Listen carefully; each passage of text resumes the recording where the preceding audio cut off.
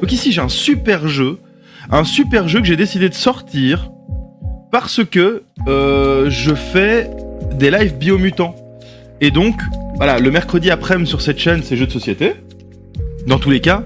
Mercredi passé, on a fait Subterra. Alors, je vais bientôt faire aussi un petit... peut-être, je vais voir si sur Board Game Geek, s'il n'y a pas quelqu'un qui a fait un mode solo pour Abyss, vu que je joue à Subnautica. Mais aujourd'hui, c'est Aftermath, le Cataclysme. Donc, hop. Aftermath, le Cataclysme, c'est ça. Donc là, vous comprenez un peu pourquoi, par rapport à Biomutant, j'ai décidé de faire ce jeu. Ce jeu est incroyable. Incroyablement beau. Incroyablement beau, je n'ai jamais joué. Donc je l'ai déjà unboxé et tout, j'ai déjà un peu regardé comment ça se jouait, etc. Mais j'ai jamais fait de partie de ce jeu. Donc c'est une découverte, c'est pour ça que ça s'appelle les lives découvertes. C'est un jeu à campagne. Donc déjà je vais montrer, hop, le jeu. Donc voilà, ici on a le petit setup, c'est un iPhone qui filme, donc la qualité de l'image sera ce qu'elle sera. Mais voilà, ici on a le jeu. Alors le jeu est édité par l'éditeur Played Hat Games et traduit par l'éditeur Edge. Edge, ce sont ceux qui localisent également les jeux Cool Mini or Not, dont Zombicide. Donc ici c'est une édition française, donc Edge, du jeu Aftermath le Cataclysme de Played Hat Games. La manière dont ça se présente, on a un livre de campagne. Et vous allez voir en quoi ce livre est incroyable. Et la plupart des jeux Played Hat Games fonctionnent de la même manière. Nous avons également une petite carte du monde. Donc je vais vous expliquer après en quoi ça consiste. Mais ici voilà, on a le monde, c'est assez chouette. On a un pion qui symbolise notre position, voilà. Ici on a toute l'intro. Je vais évidemment ne pas tout lire, parce que ça risque de prendre du temps. Et donc ici on a recroquevillé près du feu, ronchonne grignote une tomate cerise en remuant ses joues de Kobe. Alors petite introduction à ronchonne tout de même et à la qualité de l'édition. Donc tout d'abord, voici ronchonne. Voici ronchonne. Très très jolies illustrations, j'adore le style du jeu. Voilà pourquoi je le fais en lien avec Biomutant, c'est parce qu'on est dans un univers post-apocalyptique dirigé par des animaux. Maintenant, juste les figurines, oh là là Seigneur, regardez ça.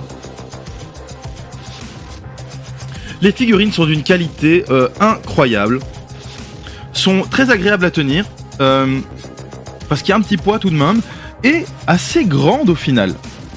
La particularité des figurines de ce jeu, c'est que, comme vous pouvez le voir, les creux sont sombres. C'est ce qu'on appelle pré-ombrer une figurine. Donc c'est une technique qu'on appelle le lavis. On prend une peinture noire assez diluée, on l'applique sur la figurine et la peinture va se loger dans les creux. Ça permet de faire ressortir très fort les détails. Et donc la plupart des jeux de société ne font pas ce genre de choses. Je vais un peu diminuer le son de la musique. Voilà. La plupart des jeux de société ne font pas ce type de choses, mais ici ils ont décidé de le faire et ça change tout pour moi sur une figurine, le pré-ombrage. Voilà. Donc ici ronchonne est recroquevillée au coin du feu et elle grignote une tomate. Tu as peur ? Demande un petit souriceau. Les autres jeunes boules de poil hochent la tête avec enthousiasme pour approuver la question. Évidemment, répond ronchonne, je suis terrifié. Ce n'est pas pour rien que nous l'appelons le cataclysme. Les humains avaient disparu jusqu'au dernier sans que nous ayons la moindre idée de ce qui était arrivé. Le seul indice était l'étrange poudre qui flottait partout à ce moment. Nous étions enfermés dans l'animalerie, sans nourriture et avec des réserves d'eau qui s'amenuisaient de plus en plus. Nous n'avions pas vu Monsieur Hansen depuis des jours et des incendies faisaient rage au loin. N'oubliez pas que tout n'était que crainte et confusion alors. Nos vies se résumaient à la peur de mourir de faim, de ne pas être à l'abri et d'être la cible de prédateurs. C'était tout ce que nous connaissions et il nous était impossible d'y échapper. Mais la disparition des humains a tout changé pour nous. C'est là que nous sommes devenus eux, répond une petite taupe en sautillant. Burke, répond mon ami près d'elle. Oui, Burke, acquiesce ronchonne. Je vais couper la musique parce qu'elle casse un peu le mood. Oui, Burke, répond Ronchon. Les humains étaient géants, énormes, nauséabonds, au caractère imprévisible. Certains nous nourrissaient, d'autres nous chassaient à coups de pied. Nous devions faire profil bas et nous incliner devant eux par crainte de subir leur courroux. Mais le cataclysme nous a débarrassés de cette peur, comme si le brouillard qui planait sur nos esprits se dissipait subitement. Nous avons découvert des facultés mentales, restées latentes, et j'ai aussitôt su ce que nous devions faire. Donc, ça met bien en place l'univers. On est donc dans notre monde, hein, on est sur Terre, et les humains ont subi une apocalypse. Les humains ont tous disparu dans une fumée de poussière, on ne sait pas trop. Et c'est là que les animaux ont pris conscience de leurs facultés mentales, se sont révélés être donc capables de penser comme nous. Voilà. Je vais sauter un petit peu. Donc ici, c'est Ronchon qui explique que... Bonjour Kraft. C'est Ronchon donc qui explique que à cette époque-là, elle a décidé de ronger sa cage, de sortir et d'aider les autres à se libérer. Donc, on saute un petit peu plus loin. Medzi ferme les yeux et inspire profondément en cherchant à fermer son esprit au bruit extérieur. Mais ses oreilles sensibles lui transmettent les sons de la colonie, les cuinements des jeunes boules de poils en train de jouer, les martèlements distants et le brouhaha d'innombrables conversations l'empêchant de se détendre. Donc, je vais vous présenter Medzi aujourd'hui, à ce moment, qui est également héroïne du jeu. Hein. Voilà la classe avec les lunettes steampunk, le sniper. Regardez-moi cette figurine incroyable, donc préombrée comme je le disais. Hein. Du calme, dit Ronchon en lui posant en posant sa patte de Kobe sur l'épaule. Ne sois pas nerveux, ça va être du gâteau. C'est facile à dire pour toi. Tout le monde te fait déjà confiance. Et tout ça, c'est nouveau pour moi aussi, lui rappelle-t-elle. Crois-tu qu'en voyant ma corpulence, les autres se disent que ma place est sur le terrain ? J'ai moi aussi quelque chose à prouver, mais c'était pas la peine de s'inquiéter à propos du départ. Comme je le disais, cette étape-là, c'est du gâteau. Donc en fait, ici, on a plein de petites souris, de taupes, etc. Mais Ronchon, c'est un grand Kobe. Sa taille est assez grande et ça va impacter le gameplay. Medzi secoue sa tête en suivant Ronchon jusqu'aux portes où ils rejoignent Ringer et Murmure qui les attendent déjà. Le premier sautille presque d'impatience tandis que le second fronce les sourcils en faisant de son mieux pour l'ignorer. Oh, Dark Sasuke! Donc ici, je vais vous introduire aux deux personnages restants. Donc c'est un jeu qui se joue de 1 à 4 joueurs. De 1 à 4 joueurs. Lorsqu'on joue seul, il conseille de prendre 2 personnages. Lorsqu'on joue à 2, il conseille que chaque joueur prenne 2 personnages. Moi perso, j'ai envie de découvrir un petit peu le jeu et tous les personnages, donc je vais jouer seul avec 4 personnages. Évidemment, n'hésitez pas dans le chat à influencer la partie. Donc voici le bon Ringer qui sautille avec son flingue un peu fatou, hein, il est mignon. Et voici Murmure, voilà, Dark Sasuke avec sa lance, on dirait un petit peu plus un rat déjà, hein. Voilà. Ce sont les 4 héros. Je vais vous montrer quand même leur petite carte pour voir les illustrations, hein. Donc voilà, Ringer, je trouve que, alors c'est incroyable, hein, mais ils ont réussi à faire en sorte que les figurines soient plus jolies que les illustrations. Regardez ça. La figurine est incroyable, quoi, comparée à... l'illustration est incroyable, mais la figurine, what the fuck? Donc Ronchon, on l'a déjà vu un petit peu plus tôt, voilà. Murmure, a.k.a. Dark Sasuke, voilà, avec sa cape, avec ses boucles d'oreilles, trop dark. Et Medzi, avec ses lunettes de sniper, donc l'héroïne un petit peu de cette histoire. Alors, ce qu'on apprend dans ce texte, c'est que, donc c'est un jeu de campagne, hein, je précise, nous sommes dans une colonie.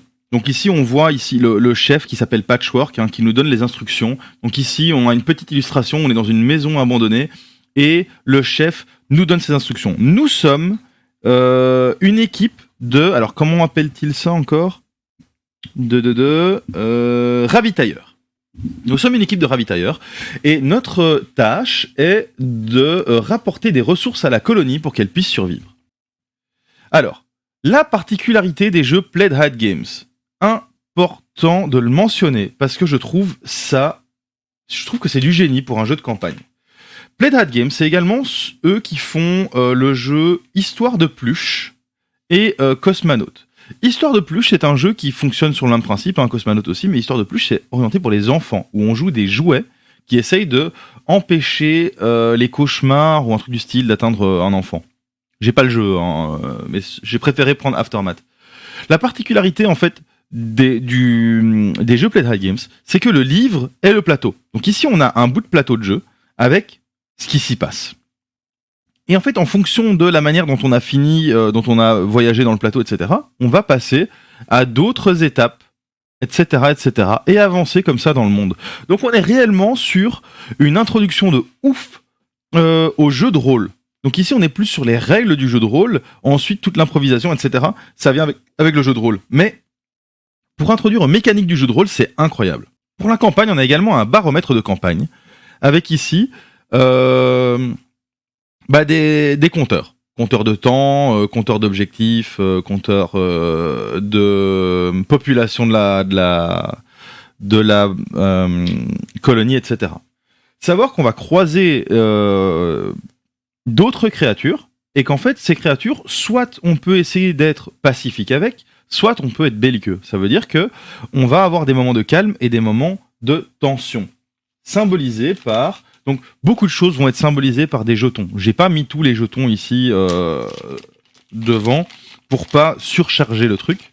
Mais voilà, on a des jetons comme celui-ci par exemple qui symbolisent que la situation est calme ou hostile. En fonction, on va pouvoir faire certaines choses et ne pas faire d'autres. Donc, on va commencer avec les héros qui commencent tous dans la case entrée de plateau.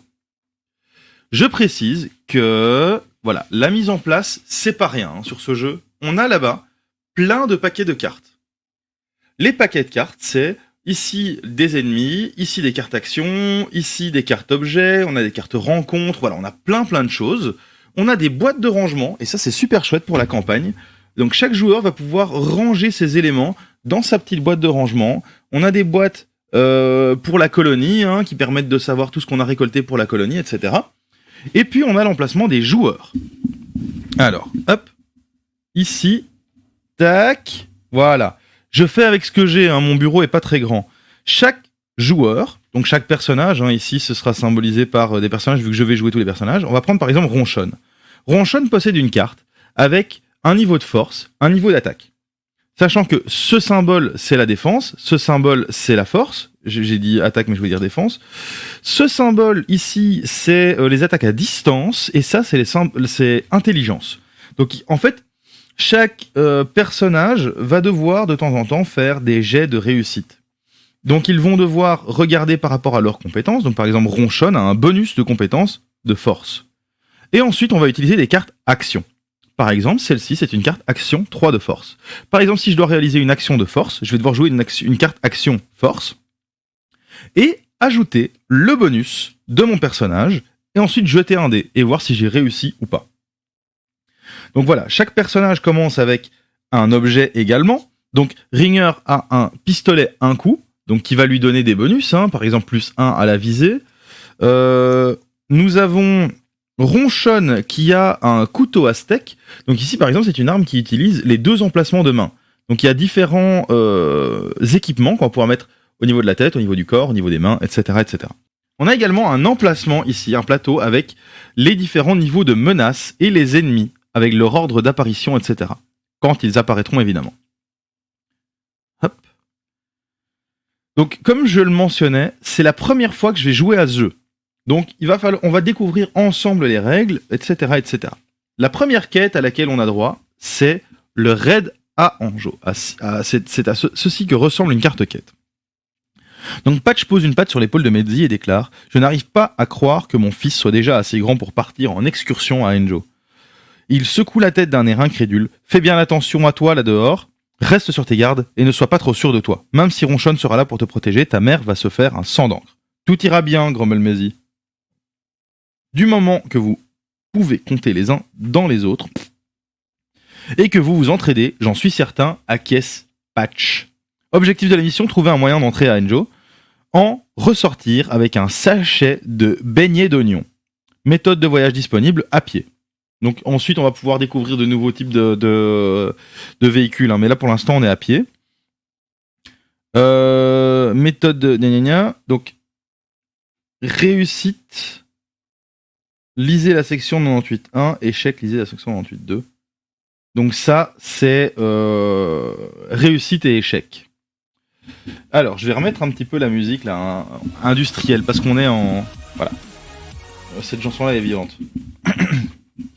Donc, on a chaque fois une section départ qu'on lit en premier quand on arrive sur la page.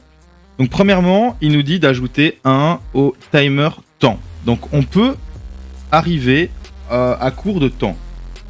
Sachant que... Alors, hop. Je reprends la map du monde.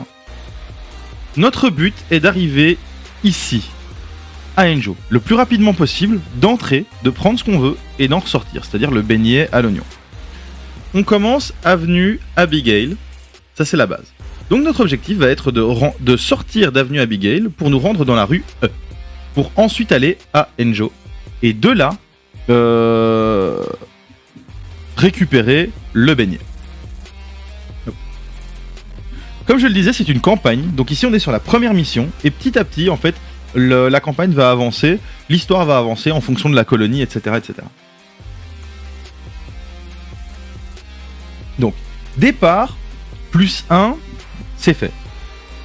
S'il s'agit de votre première visite de la campagne sur cette page, poursuivez votre lecture, sinon allez à la mise en place. Donc, ah, s'exclame une ronchonne irritée lorsque la cape de Medzi lui chatouille le museau. Tu vois quelque chose ? Debout sur les épaules de sa robuste amie, le souriceau regarde à travers le trou dans la barrière en bois. Scrutant la rue de l'autre côté, Medzi s'efforce de retenir la position des énormes voitures décrépites et des herbes hautes qui émergent de la chaussée craquelée. Elles n'offriront guère de refuge face aux oiseaux et seront tout bonnement inutiles si vous tombez sur un chat. Apparemment les chats, ça fait peur. Hein. Il faudrait courir longtemps pour se mettre à l'abri, mais la voie est libre, finit-il par déclarer en sautant avec légèreté les épaules de Ronchonne. Il était temps, râle Ringer. Chut, siffle Murmure en lui lançant un regard noir. Le jeune hamster se contente d'un clin d'œil et d'un sourire en coin, les joues gonflées de noisettes. Ah, il se met bien, il est en train de bouffer alors qu'on n'a même pas ramené quoi que ce soit du donjon. Poussant contre une planche mal fixée, vous franchissez la barrière et pénétrez dans une touffe d'herbe de l'autre côté. Vous êtes sur le point de vous risquer à découvert dans une rue de la ville et vos estomacs se serrent lorsque l'adrénaline envahit vos petits corps. Alors, sachant que ici nous sommes dans les herbes hautes. Les herbes hautes signifient donc... Ah non, c'est ici qu'on se cache. Donc il y a des endroits où on peut être caché. Mais on ne peut être caché que si... Alors, premièrement, on n'est pas grand. Et là, par exemple, Ronchonne est grand. Et que si on a un objet qui n'est pas marqué comme bruyant. Voilà. Ici, on a des objets silencieux, donc ça va. Alors, placer les héros sur la case de départ, c'est fait. Placer les pions de recherche sur les cases indiquées. Hop. Enfin, les pions de furetage, pardon. Voilà, furetage. Furetage. Donc ce sont des pions de furetage de valeur 2. Au fur et à mesure qu'on va fureter, ces pions vont être mis de côté et on va passer à des pions qui sont de plus en plus difficiles à rechercher. Pour fureter, on va devoir utiliser des cartes et ces cartes vont nous permettre de dépenser donc des points d'action pour fureter. Il y a également des lignes vertes, bleues ou rouges. Pour les traverser, on va devoir dépenser des cartes de la même couleur. Donc, soit ça va nous coûter 3 points d'action de les traverser, soit 1 point d'action, mais de la couleur nécessaire. Pareil pour se déplacer, on va devoir utiliser des points d'action pour le déplacement. Donc, rencontre, on pioche une carte rencontre. Pour plus d'informations, provoquer les rencontres, page 6 du livret de règles. Donc, les cartes rencontres, c'est celle-ci. Hop. Donc, avec ce dos de cartes. La carte rencontre nous dit allez à la section E2. Donc c'est une rencontre spéciale. La section E2, c'est une section qui est ici indiquée. Donc ici on a E1 ou E2. Ne bougez pas de là, grogne leur chef, la patte tremblante. Ils ne font pas le poids face à nous et le savent très bien. Il y a de fortes chances que le dialogue mène à des négociations et évite un bain de sang. Donc on rencontre un nombre de nomades aléatoire qui est égal au nombre de héros. Donc ici on rencontre X nomades. Hop. Donc maintenant on prend les nomades, on les mélange et on en prend 4 dans le tas. Donc hop, tac tac tac, tac, tac, tac. Premier nomade, c'est un Muridou. Donc ici je vous le montre, c'est une unité ordinaire nomade.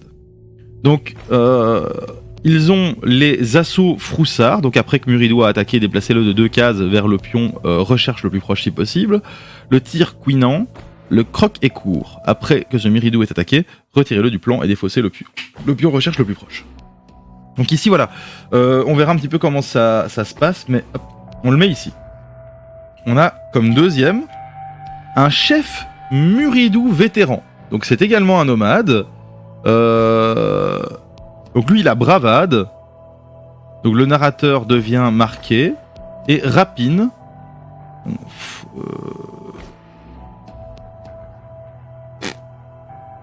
Pas sûr de bien piger, on regardera un petit peu quand on arrivera à ce stade-là.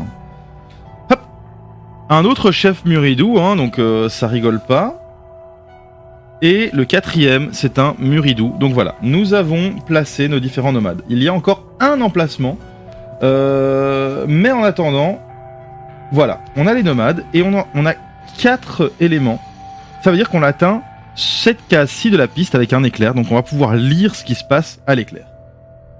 Le Muridou, très très joli, hein, comme d'hab. Regardez-moi ça, oh là là, c'est incroyable. C'est incroyable.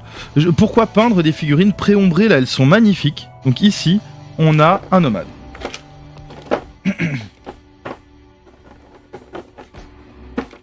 Donc on a un deuxième Muridou. Et alors...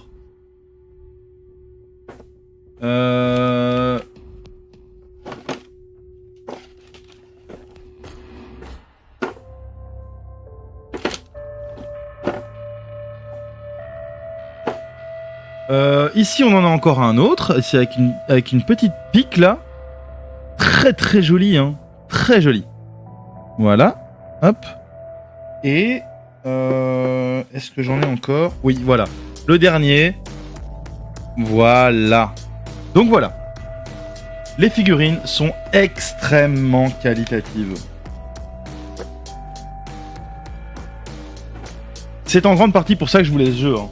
Parce que les figurines sont magnifiques et parce que l'univers est très très très original et très chouette. Donc ici voilà, on a fait notre rencontre.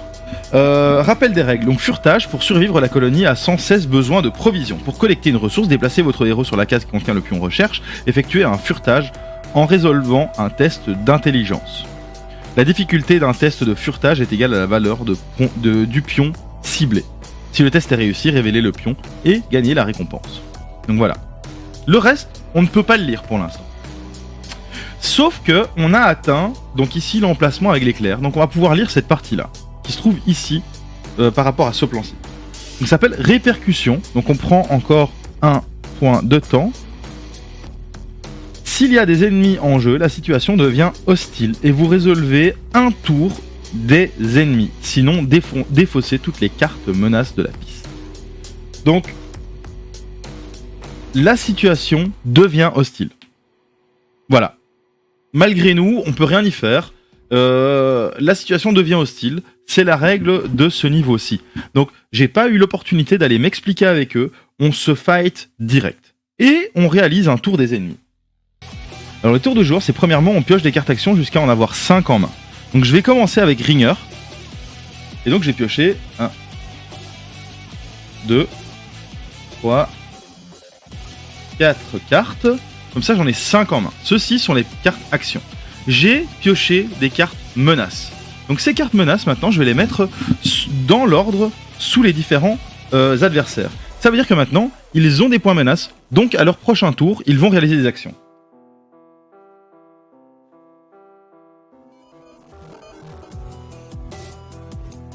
Voilà. Le reste, ce sont des cartes pour moi.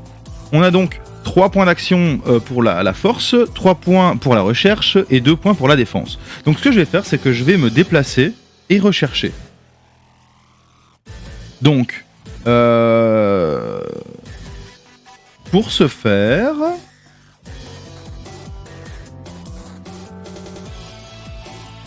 Donc j'ai pas pioché, donc il y a toujours la carte Cataclysme qui peut sortir aussi. Ça c'est une des cartes menaces spéciales. Donc on effectue autant d'actions que l'on souhaite peu. Donc ce que je vais faire, c'est que je vais utiliser ma carte de défense qui me donne 2 points. Donc 2 points de déplacement si je le souhaite. Donc je vais l'utiliser, je vais la défausser ici, et je vais déplacer Ringer ici. Voilà. Je vais ensuite utiliser ceci. Donc 3 points d'intelligence, plus mes 2 points d'intelligence du personnage, ça me fait 5 points d'intelligence. Je vais devoir lancer un jet pour savoir si je réussis ou pas ma recherche, mon furetage. Donc je jette un dé, hop, j'ai -2. Heureusement que j'ai utilisé cette carte. Ça veut dire que j'ai 5 -2, ça fait 3. Et c'est une difficulté de 2 sur le jeton, donc je réussis mon furetage. Je le récupère et on reçoit une pile. Donc, les piles, ça va devenir intéressant, parce qu'il y a des objets qui seront plus puissants avec des piles. Donc voilà, ce jeton, je le mets de côté, mais je peux récupérer, du coup, un jeton pile. Alors, ils sont ici. Voilà. Et c'est des Duracell, hein. On rigole pas ici. Hein. Ou, non, Energizer, je sais plus. Si quelqu'un dans le chat, c'est le code couleur de quelle marque ? Comme ça, au moins, on est fixé et on peut faire de la pub si jamais ils veulent sponsoriser les live aftermath, le Cataclysme. Voilà, Ringer a une pile. Ça, c'est bien. Donc ces jetons, on va pouvoir les échanger avec d'autres joueurs qui se trouvent sur la même case que nous si on le souhaite. Hein. Alors maintenant, il me reste encore 3 points en force si je veux les utiliser. Donc mon arme a une portée de 2. 1, 2... Ça ne marche pas, je ne peux pas leur tirer dessus. C'est dommage, parce que j'aurais utilisé cette carte en fait pour les attaquer. Non, ça va être le tour de Ronchonne. Alors Ronchonne, faut se rappeler qu'elle est balèze, hein. Elle a un énorme couteau à steak, elle peut vraiment aller se fighter. Donc on a une carte, on en récupère 4 autres pour en avoir 5. 2, 3, 4, PF. Voilà. Alors... On a une carte force encore, donc on peut utiliser plusieurs cartes à la fois pour une action. On a une menace de 3 ici.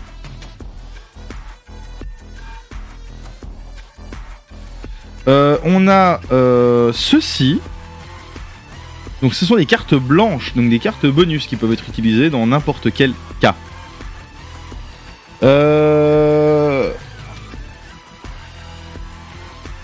Alors déjà, pour traverser ça, il va me falloir pas mal de trucs. Donc ce que je vais faire, c'est que je vais aller me balader ici.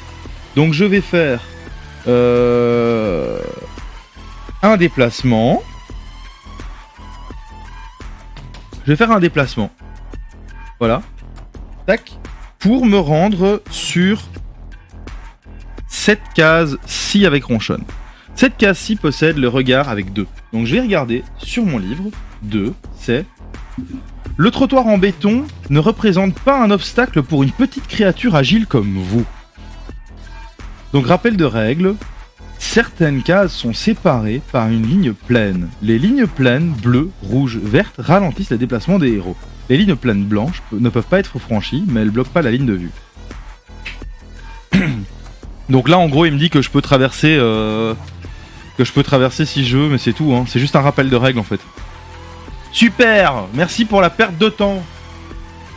Bon, c'était juste une case qui me rappelait la règle. Il me reste encore des actions, hein. C'est pas incroyable. Donc ce que je vais faire, c'est que je vais me déplacer encore de 3 cette fois-ci. Donc j'utilise cette carte-ci pour me déplacer de 3 et en fait ça va juste me permettre de passer le trottoir. Voilà. Voilà. Maintenant, c'est Mehdi qui doit réaliser son action, sachant que Mehdi a une portée assez grande avec son arme. Donc ici, elle fait 1, 2, 3, je peux les atteindre. Parce que mon arme à distance a une portée de 3.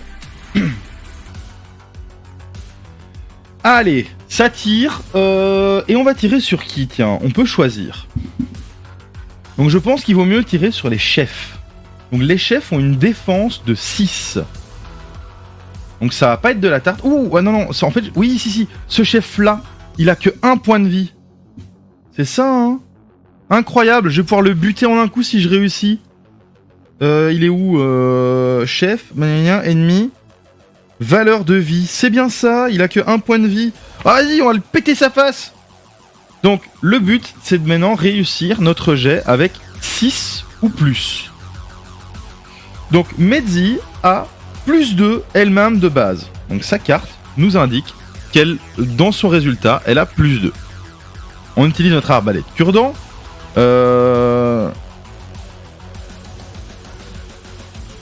Chaque personnage a des objectifs à lui. Oh, c'est stylé. Construire un jardin, récupérer un atelier. Oh, bah trop cool. Donc, voilà, je vais tirer. Il me semble que c'est ça. Donc ici, j'ai plus 2 avec Medzi, plus 1 avec l'arbalète. Ça veut dire que de base, j'ai quand même déjà 3. Donc l'objectif est de faire 6 ou plus. Donc ce que je vais faire, c'est que je vais rajouter encore 3. Ça va me permettre de faire déjà 6. Et je vais rajouter 3 de bonus pour être sûr de réussir mon coup. Non, 2 de bonus, je vais prendre le risque. 2 de bonus. Donc voilà. Ça veut dire qu'on est à 5, plus 3, on est à 8, et il faut qu'on fasse 6. Donc ici j'ai 2 dés. Je peux perdre. Hein. Plus 2, plus 3, donc on est large. Donc là, ici, on inflige une blessure. Sauf que l'ennemi a un seul point de vie. Donc, hop, ça part.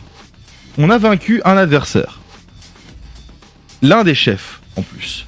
Donc celui-ci, hop. Waouh, ça dégage. Nickel. Ça c'est cool. Ça c'est cool. Donc voilà, on découvre le jeu. Je sais pas ce que vous en pensez pour l'instant. N'hésitez pas à dire ce que vous en pensez parce que moi j'adore en fait. J'aime bien ce genre de jeu. N'hésitez pas non plus à dire ce que vous pensez de ce format de live, hein, parce qu'évidemment, moi vous me regardez en train de jouer, donc est-ce que c'est intéressant ou pas je sais pas quoi. Vu que je viens de commencer ça, hein, je l'ai fait avec le JCE Seigneur des Anneaux, je l'ai fait avec Subterra, et maintenant je le fais avec Aftermath le Cataclysme, donc pour voir si ça vaut la peine de continuer à faire ce type de format. Donc voilà, tous mes héros ont fait leur tour, donc maintenant c'est au tour des ennemis.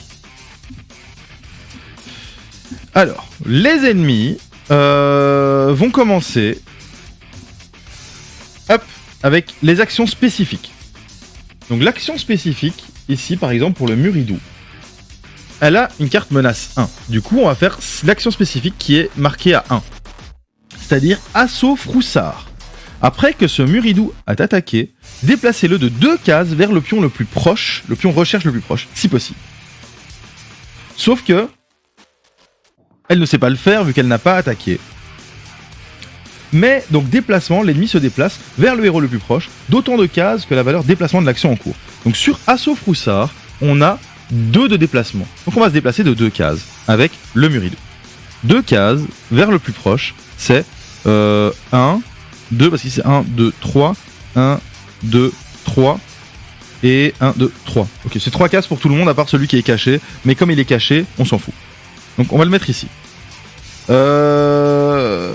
Ensuite, ciblage. L'ennemi cible le héros le plus proche en ligne de vue et à une portée maximale égale à la valeur de portée de l'action en cours. Donc ici l'action de portée c'est 0, ça veut dire qu'elle doit être sur la même case.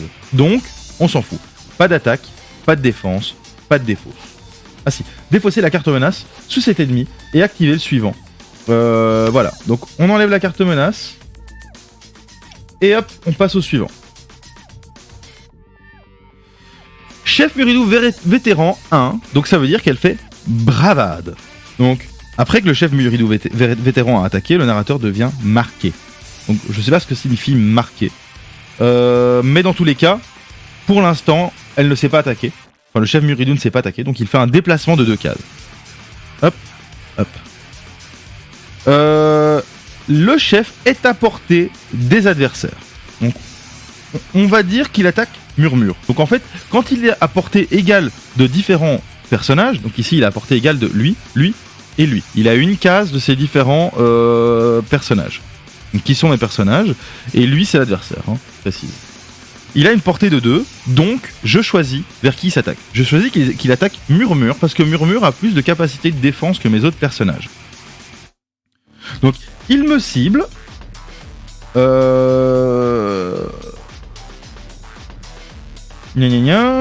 Portée maximale, voilà, ça c'est bon. Donc, attaque d'ennemis, défense des héros. Le héros ciblé peut se défendre en résolvant l'attribut de son choix. Donc, avec l'attribut de son choix, un test de compétence. Contré, dont la difficulté est égale à la valeur de dégâts de l'action. Donc la valeur de dégâts ici, de la bravade, c'est 6. Donc moi il faut que je me défende avec 6. Je décide d'utiliser l'attribut de Murmure de défense. Accrotte, non j'ai pas été malin, oh je vais prendre un dégât, tant pis. Tant pis, choisi c'est choisi. Voilà, c'est ce que je dis tout le temps. Donc ici on a 2, plus 1, on a 3. Donc j'utilise cette carte. Et ma baguette me donne encore 1 de bonus. Oh, les lignes vertes comme des lignes pointillées blanches. Donc ma baguette, lorsque vous vous déplacez, considérez toutes les lignes pointillées vertes comme des lignes pointillées blanches. C'est bon à savoir ça, il faut que je lise.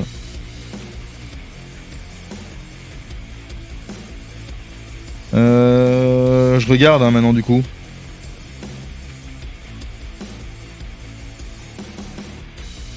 Ouais c'est bon. Ok. Donc ça veut dire que j'ai 1, 2, 3, 4 de base. Donc maintenant je vais jeter les dés. Et le but c'est de faire 6 ou plus. Donc j'ai plus 1, ça fait 5. Moins 2, ça fait 3. Malheureusement, je me prends un dégât. Donc ici, donc c'est Murmure. Alors là je dois regarder. Désolé mais... c'est la première fois que je prends un dégât dans le jeu, donc... Ciblage, attaque. Donc, si le test est réussi, le héros évite l'attaque, sinon on prend une blessure. Donc on place un jeton blessure sur la case. J'ai quand même regardé sur les cartes héros combien de points de vie j'ai. Classe, espèce, bonus, valeur de vie. Ah voilà, ben, j'ai 4 points de vie avec Murmure. D'ailleurs, ils ont tous 4 points de vie de base. Donc, Murmure a 4 points de vie, mais je prends une blessure. On a toujours la possibilité, si on est dans une phase calme, pour l'instant c'est pas le cas, on est en hostile. Si on est en calme, on a toujours la possibilité de se soigner, lécher nos blessures, etc. Sauf qu'ici, on est en situation hostile et je prends un point de blessure. Il me semble que c'est ceci. Donc voilà. 4 points de vie, moins 1. J'ai 3 points de vie avec Murmure. Les jetons de blessure, c'est ceci. Voilà. Classique, hein, un petit cœur. Bref. Donc je me déplace d'une case vers le chef Muridou. Ok. Maintenant, je vais le taper. Voilà. Pour taper, j'ai Ronchonne qui a 2 d'attaque. J'ai mon couteau aztèque qui me donne plus 1 d'attaque. Et plus 1 lorsqu'on attaque un chef ou un boss. Donc ici, il a le nom de code chef. Donc j'attaque un chef. Donc ça veut dire que j'ai plus 2, plus 1, plus 1. Voilà. Donc j'ai 4. Je rajoute 1. Donc le chef a 6 de défense. Hein. Donc là je viens avec 4, 5, 6 et 7. Voilà. On donne tout pour enlever un point de vie à ce chef Muridou. Donc je mets 7 et je fais une attaque contrée. Plus 1, donc 0 plus 1, ça veut dire que j'ai 8 contre 6. Il prend 1 de dégâts. Voilà. Ronchonne à ta paye. Donc voilà. Le chef Muridou prend 1 de dégâts. Está bueno, está bueno. Hop. Murmure n'a aucune carte. Donc ce que je vais faire, c'est que je vais piocher 5 cartes cette fois-ci. 1, 2, 3, 4, 5. Hop. 5 cartes. On a une carte menace de valeur 1 qu'on va mettre ici. Voilà. Alors, j'ai tout ceci. Donc ce que je vais faire, c'est que je vais commencer par me déplacer de 1. Voilà. Donc je déplace Murmure ici et je vais faire une recherche. Alors, 1, donc on est toujours dans le tuto. Hein. Vous remarquez un escarpin humain qui autrefois d'un rouge vif, très tape à l'œil. Oh, c'est du loup-boutin.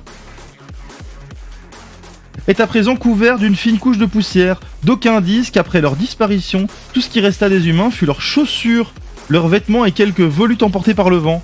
On s'est fait transformer en poussière, mais là vous voyez l'escarpin rouge. Voilà. Donc il rajoute un peu de narration, je trouve ça super chouette. Quand on tombe sur une case où on croise un objet humain, bah on va faire des petits commentaires dessus, c'est intéressant. Maintenant je dois faire des résultats pour ceci. Donc ce que je vais faire, c'est que je vais mettre 2 pour ma première recherche, et je dois jeter mon dé ici. Plus 1, donc réussite. Donc je prends ce jeton là. 2 fromages. Ça c'est cool. On ajoute 2 fromages ici. 1, 2.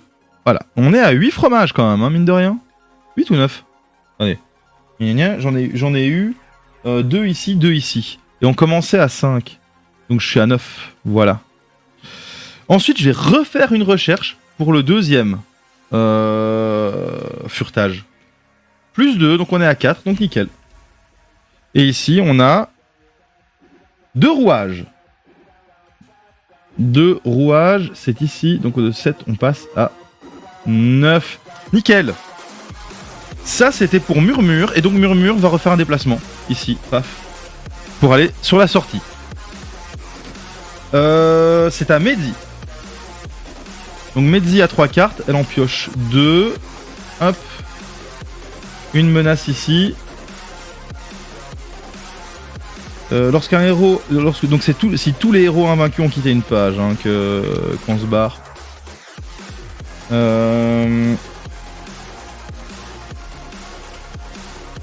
Ah oui, on est en calme, et c'est ça.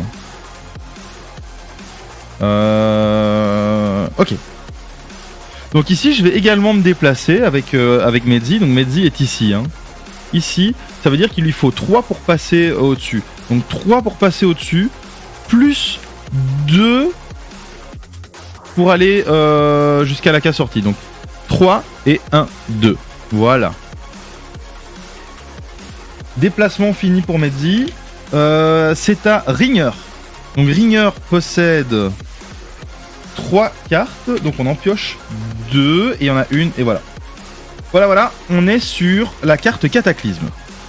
Qu'est-ce que ça signifie la carte Cataclysme? Alors j'ai eu de la chance parce que c'est la dernière. Eh bien je ne sais pas moi-même. En fait l'effet va changer d'une étape de la campagne à une autre. Donc je pioche une dernière carte. Voilà, j'ai ceci. Donc ici la carte Cataclysme, qu'est-ce qu'elle signifie? On va le voir tout de suite.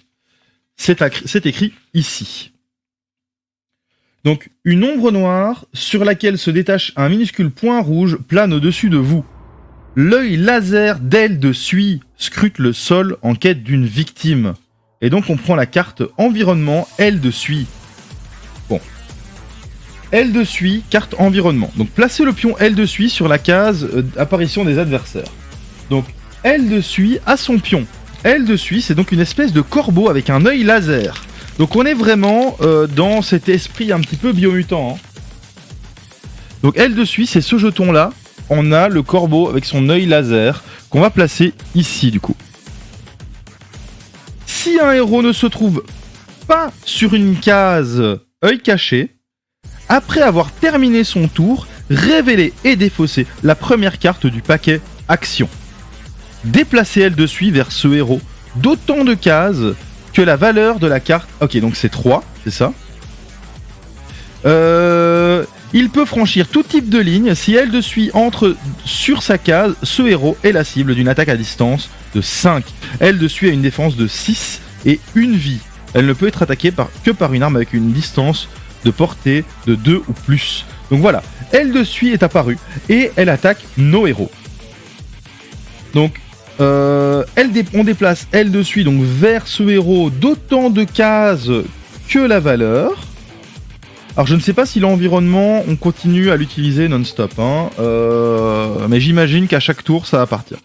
Donc il peut franchir tout type de ligne. Aile de suie entre sur la case, le héros est la cible d'une attaque à distance avec 5 de dégâts. Ça veut dire que maintenant, moi il va falloir que je me défende. Donc ici je vais décider que il attaque Mehdi. Donc, Mehdi peut utiliser n'importe quel attribut pour se défendre. Donc, elle attaque avec 5+. Moi, je vais utiliser mon attribut d'intelligence, qui me donne 1. Ah non, je vais utiliser mon attribut d'agilité. Donc, c'est 2 plus 1. 2 plus 1, ça veut dire que j'ai 3. Donc maintenant, je vais jeter ceci et je dois faire 5 ou plus. Et j'ai 3 plus 4, ça fait 7. Je me défends. Hasta bueno. Donc ça, c'était le tour de Ringer qui a tiré ses cartes. Maintenant, c'est à Ringer. Et c'est là qu'est l'avantage. Donc elle dessus a une défense de 6 et une vie de 1. Il peut être traqué avec une arme de distance à portée 2+. Donc ici, Ringer, je vais d'abord me déplacer avec lui. Donc il me faut 3 pour traverser la ligne verte. Donc 3, je traverse la ligne verte. Maintenant, je suis à une portée de 2 ou plus. Je vais utiliser mon tir avec ceci. Donc elle a une défense de 6 et une valeur de vie de 1. Moi, j'ai 1 avec Ringer, plus 1 avec mon arme. Plus 4. Donc plus 5. Donc ça fait 2 et 5, ça fait 7. Elle a 6. Donc je dois jeter les dés maintenant. Plus 1, 8. Bam, dans ta face. Donc elle de suit, vaincu. Ça c'est cool. On dégage le jeton elle de suit et la carte environnement elle de suit. Et donc c'est cool. On est à nouveau safe. Donc maintenant c'est au tour de Ronchon qui n'a plus de cartes. Donc Ronchon va tirer 5 cartes. 1, 2, 3, 4, 5. Hop. Pas de menace, on est plutôt tranquille, on va se déplacer tout simplement. Donc je vais faire un déplacement de 3 et paf paf, enfin de 2. Voilà, de 2. Tac. Donc je suis sur la case de fin. Donc maintenant, je vais juste regarder si un joueur continue à jouer, s'il est... Donc lorsque tous les héros invaincus ont quitté une page ou que le livre d'aventure indique de se rendre sur une autre page, on vérifie la menace, le narrateur transmet le baromètre, retirer du plan des figurines, etc. Ok. Et donc tour des joueurs, déplacement, défausser la carte action jouée, devant vous pour effectuer le déplacement, oui. Oui bah j'imagine que chaque joueur continue alors, mais c'est long non? Bon c'est pas grave. Vas-y, on va continuer du coup comme ça. Ça veut dire que ici, c'est Ronchon qui a fait son tour. Donc maintenant c'est à Murmure. Murmure n'a aucune carte, donc 1, 2, 3, 4, 5. 1 de menace ici. 4 cartes mais qui ne servent à rien parce qu'on est déjà au bon endroit. Medzi a 2 cartes. Donc 1, 2, 3. Donc je regarde rapidement ici, donc on voit qu'on a une carte menace. Donc quand ce sera le tour des adversaires, pour résoudre le tour des ennemis, on commence par l'emplacement du haut de la piste menace et en continuant vers le bas, activer les ennemis un par un. Donc il n'y en a pas. Jusqu'à ce que tous ceux qui sont en jeu, pour activer un ennemi, accomplissez les choses suivantes dans l'ordre. Ok, donc là il n'y a rien. Et ici, vérifier la menace, donc par tour de joueur. La situation est calme si la piste de menace contient au moins 4 cartes menaces. Donc si la piste menace contient au moins 4 cartes menaces, allez à la section éclair sur la page en cours du livre d'aventure. Et si la piste menace contient un nombre de cartes menaces supérieur ou égal à celui des ennemis, résolvez un tour des ennemis. Ici c'est pas le cas, donc tant qu'on n'a pas 4, en fait c'est quand on arrive à 4 ici qu'on va avoir une rencontre fortuite. C'est ça. Donc ici, pour Medzi, on est tranquille, on n'a pas tiré de menace, on a plein de cartes, et Medzi n'a rien à faire. Donc on va garder les cartes, on va se mettre de côté, voilà. Maintenant c'est à Ringer. Ringer n'a pas de cartes. Bah, Ringer tire 1, 2, 3, 4, 5 cartes. Et aucune menace, que des bonnes cartes. Ringer utilise 2 points de déplacement pour aller sur cette case, et on sort du plateau. Voilà. C'est ça. Donc du coup on se retrouve page 43. Il y a beaucoup de pages, c'est ça qui est super cool avec ce genre de jeu. Voilà, 43, on est à Enjo. Donc c'est le départ. S'il s'agit de votre première visite de la campagne sur cette page, poursuivez votre lecture, sinon allez à la page 45. Donc voilà, ici on a une petite illustration. On voit que le donjon, il y a un distributeur de bouffe, et que c'est un bâtiment un peu à l'abandon avec une bagnole qui est complètement crachée sous les décombres. Assises sous le bureau du poste de travail, les souris Frankie et Benji regardaient fixement le temple alimentaire fièrement dressé dans la salle de repos attenante. Ses murs extérieurs étaient parés de couleurs vives à l'exception du plexiglas qui permettait aux croyants de lorgner sur les merveilles comestibles qu'il renfermait. Oh, c'est ça. Donc en fait, le donjon Enjo, c'est une machine, un distributeur de bouffe automatique. Donc sans un mot, les deux amis épièrent les humains qui approchaient du sanctuaire pour le nourrir d'offrandes en papier ou en métal circulaire. Ils reçurent en retour des délices odorants aux emballages froissés, ou du moins était-ce le cas lorsqu'ils en étaient dignes. Ceux que le temple jugeait inaptes se voyaient refuser leur récompense, se perdaient en imprécations et frappaient le monument en exigeant l'amour de leur dieu. Bordel, Seigneur, pourquoi bam bam bam bam bam. Les humains, hein, toujours vénères. Je trouve super chouette ce petit univers. Mais leur seul recours était de s'éloigner la tête basse, couvert de honte, ou de sacrifier davantage de billets et de pièces. Saloperie de machine. Oh, le micro est devant. Sorry. Frankie et Benji rêvaient par-dessus tout d'atteindre le sanctuaire pour se repaître eux aussi de ces nombreuses sucreries. Mais cet heureux événement semblait ne jamais devoir se produire. Pourtant, un jour, le bâtiment trembla avec une violence inouïe et le plafond s'effondra, dévoilant un immense ciel bleu. Les souris virent un avion tomber au loin, tandis que des automobiles se percutaient bruyamment dans les rues en contrebas. Donc vraiment, c'est le bâtiment qui s'effondre, quoi.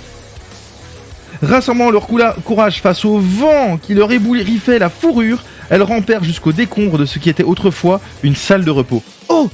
Un étage plus bas, intact malgré la chute et insensible à la destruction de la pièce, le temple s'était écrasé dans la rue et se dressait plus grand et plus fier que jamais, défiant rageusement quiconque d'oser seulement s'opposer au dieu des friandises. Les artères qui grouillaient jusqu'alors d'animation étaient désormais désertes. Il ne restait plus aucun humain en vue. Frankie et Benji échangèrent un regard. Les choses étaient sur le point de s'arranger pour eux. Go, temple de la bouffe! Page 45. Ah, voilà. Donc ici, on est raid à Enjo. Ça veut dire qu'on prend nos figurines et on commence au point de départ. Qui se trouve ici. Il y a une canette, hein. Attention. Voilà, on commence là. Alors, départ. Plus 1 sur l'horloge. Nous y voilà, dit Ronchon en poussant un sifflement. Bon sang, s'exclame Ringer d'une voix ébahie. Vous vous tenez devant un énorme amas de décombres. Au-delà, vous distinguez les ruines d'un immeuble de bureaux colossal, sur lesquels glissent quelques rayons de soleil. Au sommet du tas de gravats, votre œil est attiré par un distributeur automatique, orné des lettres E-N-J-O, visible de loin. Enjo, murmure Medzi. Bon sang, répète Ringer. Mise en place, placez les héros sur la case de départ, placez les pions de recherche sur les cases indiquées.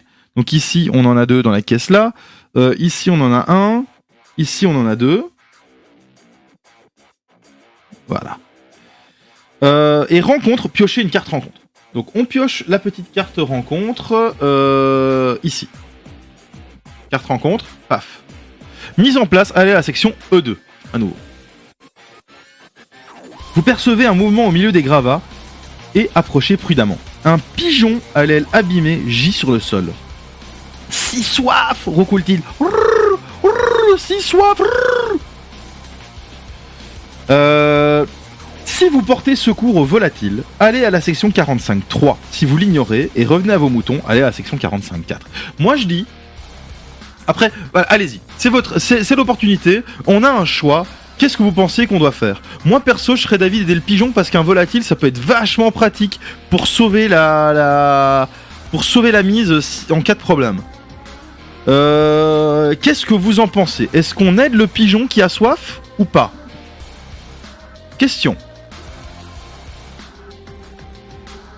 Parce que un pigeon, c'est moche, hein. Mais en vrai, nous on est des souris et des Kobe, faut pas déconner non plus. On peut l'aider quoi. Le pigeon, dans tous les cas, il j'imagine qu'on va retirer bénéfice de ça. Il a soif, le pauvre.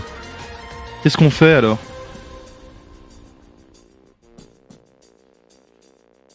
Allez, on va l'aider. Donc, je vais reprendre le... Hop, il disait quoi? Allez, la section E2. Oui, ça c'est... Hop, E2... si on l'aide, 45... 3. Ça dit, le pigeon s'appelle Colombe. Et il vous sera éternellement reconnaissant pour votre aide. On perd du temps. Donc, 1 ici. On prend la mission 4 dans le paquet découverte et on la glisse sous le paquet de mission. Donc, la mission 4.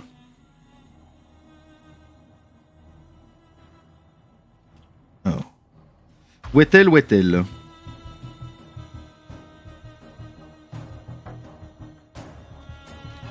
3, 4. L'assaut du pigeonnier. Ok. Donc ça...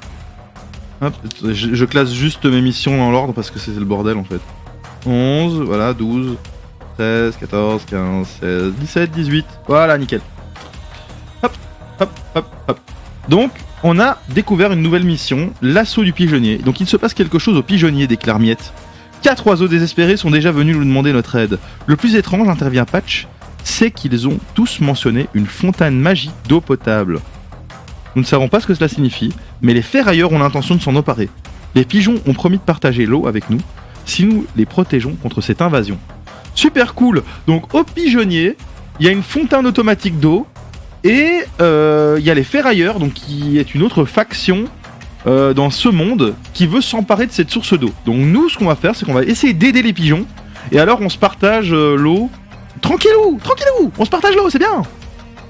C'est bien de se partager l'eau. Donc ici, on a une mission supplémentaire, la mission 4, qui vient de notre pile de missions. Voilà. Ça, c'est cool. Donc on a découvert une mission parce qu'on a aidé Colombe, le pigeon, qui nous sera éternellement reconnaissant de ça, évidemment. Donc là, on a fait la mise en place. Et c'est tout ce qu'il y a à faire. Non, je vais utiliser 2 pour me déplacer ici avec Ringer. Je vais un peu observer ce qu'il y a là. Donc là, on a une carte observation. Donc, vous vous agenouillez pour boire dans la flaque. Mais l'un de vos amis vous arrête d'un geste. C'est empoisonné, regarde, ajoute-t-il en désignant les restes de rouille d'une berline de luxe accidentée. Oh merde! Une Bentley! Après quelques secondes, vous comprenez ce qu'il vous montre. Une sorte d'épée liquide s'échappe de l'épave et goutte dans la flaque, colorant l'eau en vert. Les effets corrosifs des interventions humaines impactent toujours le monde, même en leur absence. Prenez la carte mission 3 dans le paquet découverte et glissez-la sous les missions. Cool, une nouvelle mission. Donc là, on a la mission 3. La mission 3, c'est eau toxique. Alors, quelle est cette mission? Miette soupire avec lassitude. Donc Miette, c'est la femme du chef de la colonie. Et remonte la couverture de poupée sur le corps tremblant de son patient. C'est le 6e, dit-elle à Murmure. Murmure, c'est Sasuke. Nous posons les panneaux, nous les éduquons, mais la soif conduit même les plus sensés d'entre nous à prendre des risques inconsidérés. Si nous ne trouvons pas bientôt une source potable, de plus en plus de créatures se tourneront vers l'eau contaminée. Ça, c'est pas bien, ça. Objectif de la mission, donc rapporter une bouteille d'eau fraîche et potable. Donc voilà. Donc avec Ronchon, je vais directement aller me déplacer au-dessus pour voir ce qui se passe. Donc j'utilise 2 de déplacement. Comme on est sur du vert, et que c'est une carte verte, j'utilise mes actions d'agilité. Donc Ronchon fait 1, 2, et se retrouve là. Donc là on a l'observation numéro 3. L'observation numéro 3, c'est: s'il s'agit de vos premières visites de la campagne, sur cette page, allez à la section 45.6. 45.6, c'est ici. Vous vous plaquez sur le vert, contre la solide dalle froide. Retenant votre souffle, vous risquez un coup d'œil par-dessus les gravats. Grâce à votre position privilégiée, vous repérez un régiment de geckos, juste au-dessus. Comme s'ils participaient à une battue, les sauriens bien armés et organisés se faufilent à travers les zones sinistrées. Après ce qui vous semble des heures, ils finissent par disparaître à l'horizon. Donc il y a la clé ici, on prend 1. Donc c'est 1, 10. Et on prend la carte rencontre 12 dans le paquet de découverte. Et on la glisse sous le paquet des rencontres. Donc ici, on a évité les geckos. Donc si on prend les rencontres, c'est ça je pense, on doit prendre la carte 12, l'essor des lézards et le mettre en dessous. Voilà.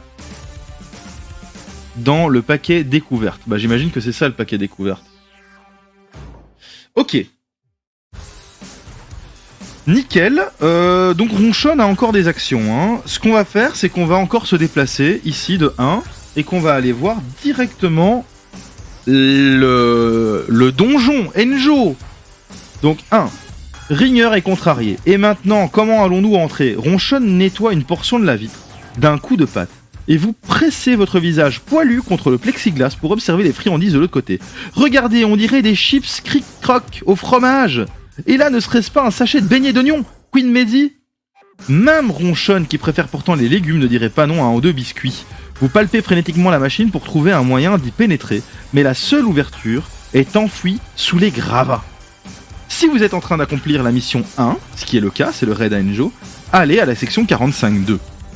Donc, déplacer les décombres nécessite d'accomplir une tâche de groupe force. Effectue difficulté 10.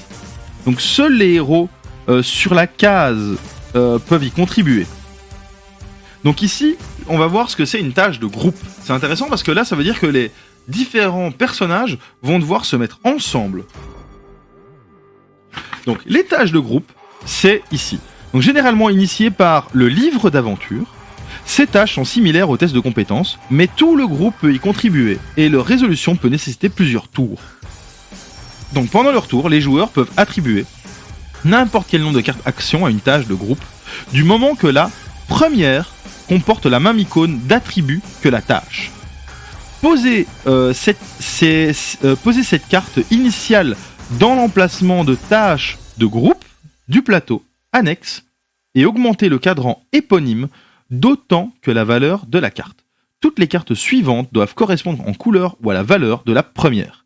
Lorsque vous attribuez une carte à une tâche de groupe, ajoutez sa valeur au cadran et défaussez-la. Dès que le total sur le cadran est supérieur ou égal à la valeur de difficulté de la tâche, le groupe parvient à accomplir et consulte les instructions réussites. Donc, ça, c'est les tâches de groupe. Donc la tâche de groupe doit avoir le même logo que la force.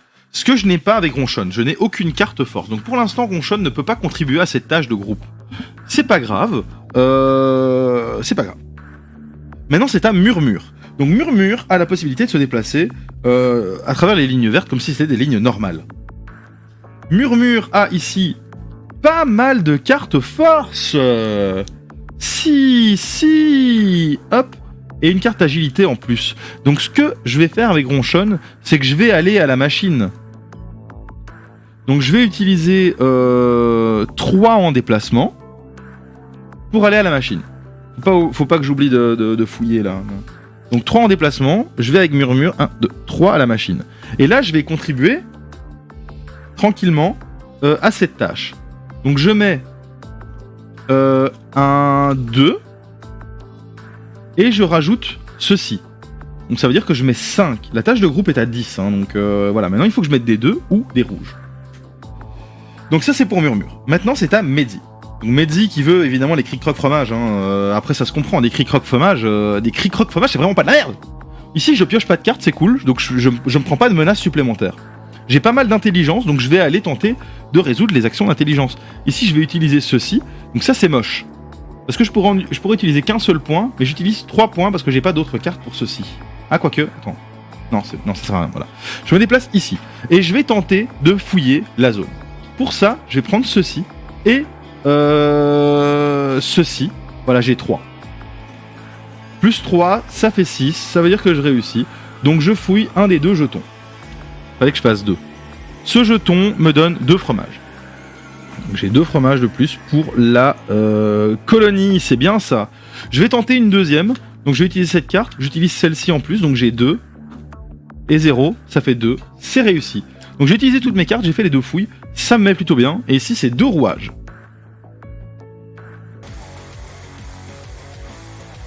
Bon tant pis, je vais me déplacer. Tant pis, on va à la sortie. Parce que j'ai droit qu'à... Enfin, il y a un temps imparti pour la mission qui est de 5. Et là, je suis déjà à 5 malheureusement. Donc ça devient chaud. Donc là, je vais aller avec Ronchon ici et on sort tous. Et on va à la 47. Voilà. Donc ici, ces jetons-là, on doit les mettre de côté. Paf. Page 47. Ah, regardez ça. Une machine. Sans dessus-dessous. Donc plus 1 de temps. Ah merde. Bon, bah on a dépassé. En espérant que ce soit pas trop dangereux pour la colonie de dépasser un peu comme ça. Je sens presque le goût des cric-crocs au fromage. La voix de Ringer produit un écho métallique dans la machine. Moi, tout ce que je sens, c'est le Kobe, soupire murmure. Tu m'envoies navré, grogne Ronchon, d'un air indigné. Mais j'avance aussi vite que je peux. Arrêtez de me bousculer. Dans cet espace exigu où la lumière diffuse n'éclaire que des détails lugubres, vous vous plaquez contre le métal froid et le suivez pour trouver votre chemin. Vous allez devoir vous faufiler à travers une série complexe de trucs et de bidules pour approcher enfin le casier où sont entreposées les friandises. Donc on met les héros sur la case de départ. On place des pions recherche sur les cases indiquées. Donc là toujours comme d'hab, recherche.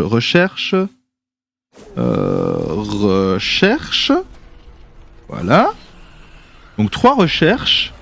Alors. Retirez tous les ennemis de type gros de la chasse. Il n'y a pas de chasse chez nous. Placez les pions baignés d'oignons. Donc onions noodles. Donc il y a un pion beignet quelque part. Faut que je le trouve. Il doit être là-dedans. Il est où le pion beignet? Ah voilà, il est là. un paquet d'onion rings. Donc on place ça sur la case spirale indiquée ci-dessous. Donc si votre groupe compte 4 héros, c'est la case A. Indiqué ci-dessous dans la colonne le plus à droite, c'est ça, ici. Case environnement. Donc carte environnement. Déplacement forcé, matériel lourd et visibilité réduite. Donc ici on a déplacement forcé. Attends, c'est ça? Non, ça c'est l'émission. Pardon. C'est ici. Déplacement forcé, matériel lourd et visibilité réduite. On va voir ce que ça implique, tout ça. Visibilité réduite. Alors, qu'est-ce que ça implique? Dans l'ordre, déplacement forcé. Les pions et figurines qui occupent une case assortie d'une flèche sont soumis à un déplacement forcé. Celui-ci peut être dû au courant d'une rivière, à la pente d'un terrain ou encore au vent. Donc là, à mon avis, soit c'est le mécanisme, soit c'est une pente. Lorsqu'un joueur ajoute une carte menace sur la piste, tous les pions et figurines sur une case fléchée doivent se déplacer d'une case dans la direction de cette flèche. À l'aise. Visibilité, matériel lourd. Donc déplacer un pion matériel lourd à travers une ligne pointillée blanche nécessite de réussir une tâche de groupe de n'importe quel attribut, difficulté 4. Seuls les héros sur la case du pion peuvent y contribuer. Pour franchir une ligne colorée, la tâche doit être initiée par une action de couleur correspondante. Placer les cartes jouées durant la tâche de groupe près de cette carte-ci. Réussite, déplacer sur les cases adjacentes le pion matériel lourd et tous les héros situés sur sa case qui ont contribué à la tâche. Donc ici, à mon avis, c'est pour déplacer le chips. Visibilité réduite, toutes les cartes ont une portée de 0, y compris celle des ennemis. Les attaques à distance, initiées par le héros qui utilise une ou plusieurs cartes actions jaunes, peuvent ignorer cette restriction. Et B. Action jaune? C'est les actions vertes, les attaques à distance? Je comprends pas. Donc les règles spéciales. Transport de beignets. Le pion beignet d'oignon peut être déplacé en suivant la règle matériel lourd. Si vous parvenez à l'amener jusqu'à la cage sortie, lisez l'encadré réussite de votre carte mission principale. Et spirale tournante, chaque fois qu'un héros ou un ennemi traverse la ligne rouge, donc celle-ci... Ah, le micro est dans le chemin. Celle-ci.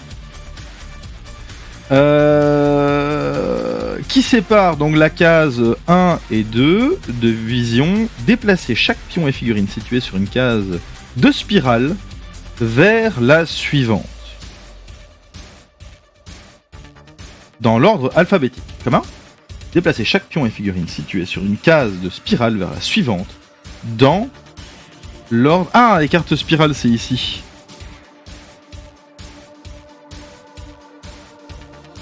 Dans l'ordre alphabétique. Si l'un d'eux tombe, en d'autres termes, s'il se trouvait sur la case D avant d'être forcé d'avancer, retirez-le du plan. Ouah, punaise, attendez, je vais relire ça calmement parce que c'est le bordel. Donc, chaque fois qu'un héros ou un ennemi traverse la ligne rouge, ici, déplacez chaque pion et figurine située sur une case de spirale vers la suivante.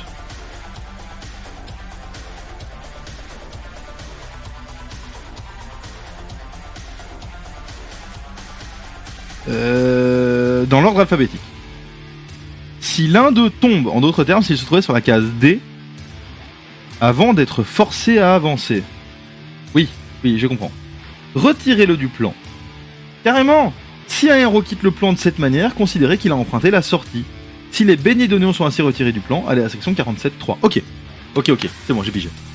Donc là, de toute façon, en traversant la ligne rouge, enfin on est 4, il va d'office se retrouver en D. Donc il va falloir faire gaffe. Parce que sinon il va sortir du plan carrément. Ah, il y a de la recherche, mais c'est loin là, faut faire gaffe. Ok. Bah, on va jouer maintenant. On va jouer. Donc on est sur une nouvelle map. On prend les cartes ici, on les mélange. Alors, donc on est dans une machine, dans un distributeur de bouffe. Donc on commence avec Ronchon. Ronchon possède 3 cartes. Donc on en pioche 2. Ah oui merde, les cartes menaces. Attendez. What ? J'ai pas fait ça. On mélange. Ah oui, celle-là aussi. Aïe aïe aïe. Pas grave. On mélange bien. Tac. Ok, donc 2 cartes pour Ronchon. Paf, nickel. Donc on va faire se déplacer Ronchon. Ici, ça nous demande de l'agilité de traverser. C'est des lignes vertes. Mais avec les cartes vertes, on va les déplacer beaucoup plus rapidement que prévu. Alors je vais essayer de me déplacer beaucoup d'un coup. Donc en déplacement, je vais faire ceci plus ceci. Alors je vais juste voir si c'est bien ça. Ah non, je dois utiliser les cartes que d'une seule couleur, je pense. Donc je vais pas pouvoir utiliser ma 3 bleue. Donc déplacement pour effectuer une action. Donc si toutes les cartes actions jouées sont de la même couleur, votre héros peut traverser les lignes bleues, rouges ou vertes correspondant en déposant un point d'action. Ok. Sinon c'est 3. Voilà. Donc en fait c'est débile, je vais pas jouer ça, je vais garder ces 3 cartes là et je vais utiliser 4 de déplacement vert. Donc ça me fait Ronchon 1. Ah merde, il y a le rouge. Oh là là là là. Bon, je vais tout utiliser pour les déplacements, fuck. Paf. Donc j'ai 1, 2 et 6, ça fait 8 et 2, ça fait 10. Donc 3, 6, 7, 10. Voilà. Comme ça, on a bien avancé. Par contre, on a passé la ligne rouge. Donc, les chips montent. C'est ensuite à Murmure. Medzi n'a pas de carte, donc 5 cartes. 1, 2, 3, 4, 5. Ça part dans la révélation du truc. De la menace. Donc, première répercussion, aller à la section 47.2. 47.2. Heureusement qu'aucun de nous n'a peur dans les endroits confinés, remarque Medzi. Merci Medzi, ça fait plaisir, grommel Ronchon. Je crois que la situation ne pourrait pas être pire. Soudain, vous entendez des bruits de cliquetis de pattes qui montent du dessous. Une vague de cancrelats affamés jaillit de chaque petit orifice de la vieille machine et se rue sur vous des cafards, mugit Medzi. Pour avertir les autres, Ronchon pousse un cri exaspéré de frustration, se frappe le front contre la paroi métallique. Je te déteste, Medzi. Oh, moi aussi je t'aime, ma Ronchon, s'exclame le souriceau. rencontre 6 cafards. Merde! Là, c'est la merde, 6 cafards. Parce que je pense pas que je vais pouvoir les tuer avant... Donc voilà. Les cafards, ce ne sont pas des figurines, hein, ce sont les seuls qui sont représentés par des jetons. Donc 6 cafards. 1, 2... Wow, 6 cafards, c'est beaucoup, hein. 3, 4... hop. 5, 6. Par contre, je vais devoir regarder c'est quoi les cafards. Parce que les cartes menacent. Du coup, il n'y a pas de carte cafard en fait. Donc, les cartes menaces sont pas vraiment utilisées pour les cafards. Chasseur, gecko, scorpion, scorpion, cafard. Ouais, il y a une carte cafard. Ok, c'est bon, on a pigé. Donc les cafards, ce sont de petits insectes. Tous les cafards se déplacent puis attaquent. Ceux qui occupent une même case attaquent ensemble comme un seul ennemi. Ah ok, donc c'est un seul ennemi, mais c'est le nombre de cafards plus 2 pour l'attaque. Donc ici, voilà, on a les cafards qui sont 6. Donc on résout le tour des ennemis, ils disent. Hein. Hostile, résolvez un tour des ennemis. Donc ici les cafards, du coup, se déplacent. Hein. Donc si je regarde les tours ennemis, on regarde l'action en cours. Donc, action spécifique. Donc ici, il y a cruelle nuée, hein, de 1 à 3, c'est la cruelle nuée, on a 2, donc c'est comme ça. Ciblage. Donc déplacement d'abord, il se déplace vers l'ennemi le plus proche de 2 cases, donc ici ce sera Ringer. Heureusement que je l'ai laissé pour aggro les cafards, parce que sinon ils auraient traversé la ligne rouge et ça aurait été la merde pour le paquet de chips et pour Ringer, pour Ronchon. Ciblage, donc l'ennemi le plus proche en vue portée maximale, donc la portée est de 0, mais du coup voilà. Attaque du héros, donc l'attaque est de 6 plus 2, 8. Donc 8 c'est violent, hein. Donc pour me protéger de 8 avec Ringer, va falloir que je me défende bien. Le problème c'est que Ringer, il a 2 en intelligence, donc je vais utiliser ceci et ceci. Donc ça veut dire que j'ai 2 plus 4, 6. Et mon dé. 6 plus 2 moins 2, ça fait 6. Lui il a 8, je prends 1 de dégâts. Donc j'ai une blessure. Ringer a 4 points de vie. Donc, on a 3 points de vie avec Ringer. Qu'est-ce qui est arrivé? Ah oui, on était arrivé là. Donc, c'était la section 47.2. Voilà, on a résolu un tour d'ennemi. Règle spéciale, déferlante. Chaque fois qu'un cafard est vaincu, remettez-le immédiatement en jeu sur la case. Oh merde! Et engrenage, les cafards ne peuvent pas traverser la ligne plane rouge.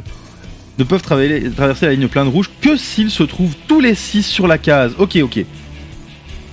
Ok. Donc là, c'est le cas. Hein. Ils sont tous les 6 sur la case. Mais, c'est pas fini. Et répercussions supplémentaires, on avance de 1 le cadran de temps et on défausse toutes les cartes menaces de la piste. Voilà. Ça, c'est fait. Hasta bueno. Donc maintenant la partie peut continuer. On était arrivé là avec le piochage de je ne sais plus qui. Donc je vais recommencer au début. C'était Medzi? Non, je sais plus. Medzi a tout utilisé pour arriver là. Donc c'était à Ringer. C'était à Ringer, voilà c'est ça. Lui il a une carte. Donc 1, 2, 3, 4. Ah là là là là là là. Donc ici les cafards ont 1, donc ils vont pouvoir attaquer. Ensuite on fait le cataclysme. Donc le cataclysme c'est la chasse, il n'y a pas. Situation, s'il y a des ennemis en jeu, c'est hostile, c'est déjà le cas. Donc c'est pas grave, il se passe rien. Ici moi j'ai ça avec Ringer, donc je vais tirer sur les cafards. Hein. Faut pas déconner. Donc les cafards, je leur tire dessus, dans un premier temps déjà avec ceci. Donc j'utilise mon 1 coup. Pour tirer, j'ai plus 1 avec ma capacité à moi et plus 1 avec mon 1 coup. Je jette les dés, j'ai plus 3 moins 1, donc je tue un cafard qui revient automatiquement sur la case, c'est ça. Hein. Chaque fois qu'un cafard est vaincu, remettez-le immédiatement en jeu sur la case ici. Ah, c'est relou ça. Mais au moins, Enfin ouais, ils se déplaceront à chaque fois, ils attaqueront à chaque fois, ça va être violent. Ah, quoique, enfin ouais, on verra. Ensuite, je vais retirer un coup ici. Donc avec ça, bon, j'ai 5, plus 2, donc 7 moins 2, ouais, ça fait 5, ok. Donc je tue un autre cafard.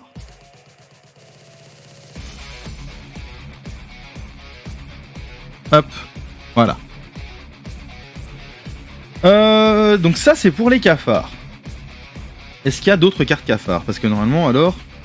Hop, scorpion, bagarreur. Non. Donc il n'y a qu'une carte cafard qui symbolise tous les cafards.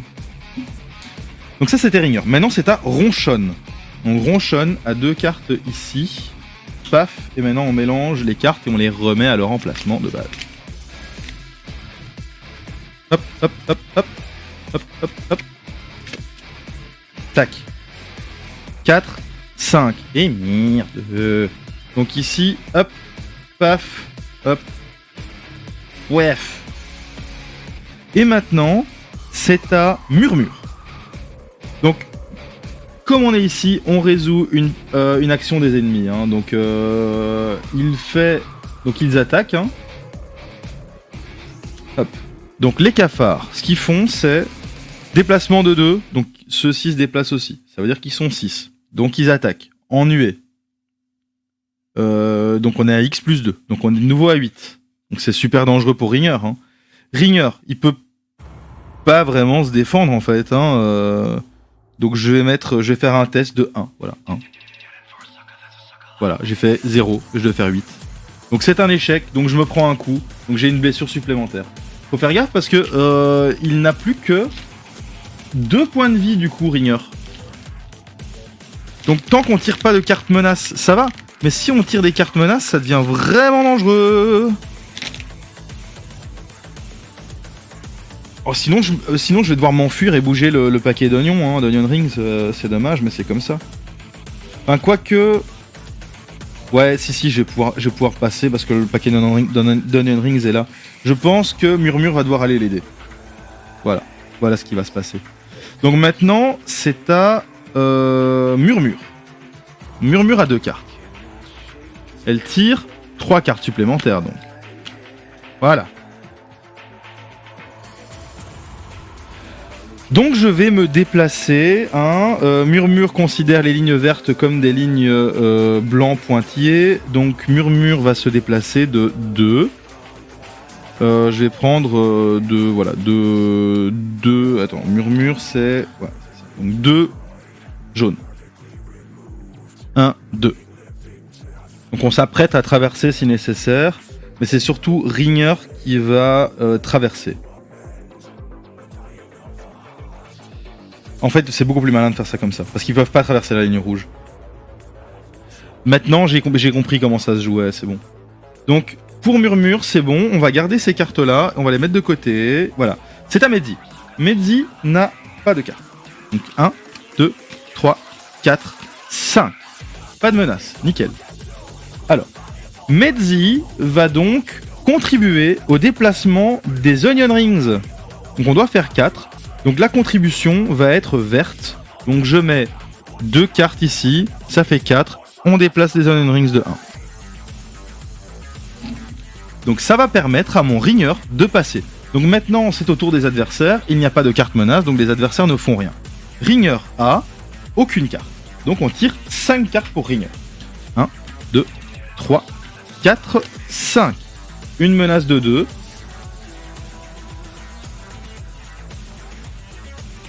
Donc ce que Ringer va faire, c'est premièrement se déplacer de l'autre côté. Donc pour se déplacer, il faut 3. Donc je vais utiliser 3 comme ceci, en considérant que celle-ci soit... Ah non, il faut 1 en fait. Je vais considérer que celle-ci est rouge. Donc ça veut dire que je me déplace avec une action au travers de la ligne rouge. Comme j'ai passé la ligne rouge, tout se décale de 1. Ici. Donc c'est bon. Rien de grave. Maintenant, le problème c'est qu'on a 6 cafards ici. Ils ne peuvent passer la ligne rouge que s'ils sont 6. Donc si j'en tue un, c'est bon, on a gagné du temps. Et c'est comme ça qu'on va faire, je pense. Donc ici, avec Ringer, je vais tirer sur un cafard. Donc les cafards ont 3 de défense. Donc je vais tirer avec mon truc vert. J'ai 2 de base. J'ajoute 2. Ça me permet d'avoir 4. Donc avec 4, je tire. Et j'ai plus 3 moins 1. Donc je gagne. Donc l'un des cafards décède et repart en arrière. Donc ça c'est bien, parce que le prochain tour des cafards, ils se déplaceront, et donc ils devront d'abord se réunir à 6 ici. Pour l'instant on est safe de ce côté-là. Donc ça c'était le tour de Ringer. C'est donc maintenant au tour de Ronchon. Donc on recommence un tour à 0, paf. Ronchon ici en a 2. Hop, hop, hop, voilà on a 5. Donc je vais commencer par me déplacer tranquillement. De 1. Voilà. Je me déplace de 1. Paf. Je passe ici. Ensuite, j'ai le paquet d'Onion Rings devant moi. Ce que je vais faire, c'est que je vais faire un test de force. Donc je vais mettre 3 plus les 2 de Ronchon en force. Donc je mets le rouge. Je déplace donc le paquet d'Onion Rings sur la case B. Ensuite, c'est toujours à Ronchon. Et je vais faire un test. Donc on peut faire un test de n'importe quoi, ils avaient écrit. Donc, matériaux lourds. Déplacer pur matériau lourd à travers les lignes pointillées blanches nécessite de réussir une tâche de groupe de n'importe quel attribut difficulté 4. Seuls les héros sur la case du pion peuvent y contribuer. Pour franchir une ligne colorée, la tâche doit être initiée par l'action de la couleur correspondante. Donc pour l'instant, tout ce qu'on veut, c'est déplacer des trucs blancs. Donc je vais déplacer 3, plus 1 en bouclier chez Ronchon. Ça veut dire qu'on a 4, donc on déplace encore un cool paquet de chips. Enfin, le paquet de cric-croc fromage. Ah non, c'est les Onion Rings, c'est des Onion Rings. Ronchon a terminé son tour. C'est au tour de Murmure, qui est là pour défendre l'ami Ringer. Murmure a ceci, donc c'est bien, parce que du coup, peu de risque d'avoir de la menace. Donc j'ai tout ça, et je vais les garder. Et c'est bien, parce que du coup, je prendrai beaucoup moins de risques. C'est maintenant à Murmure. Donc Murmure a ceci, donc 2 cartes à tirer. 1, 2.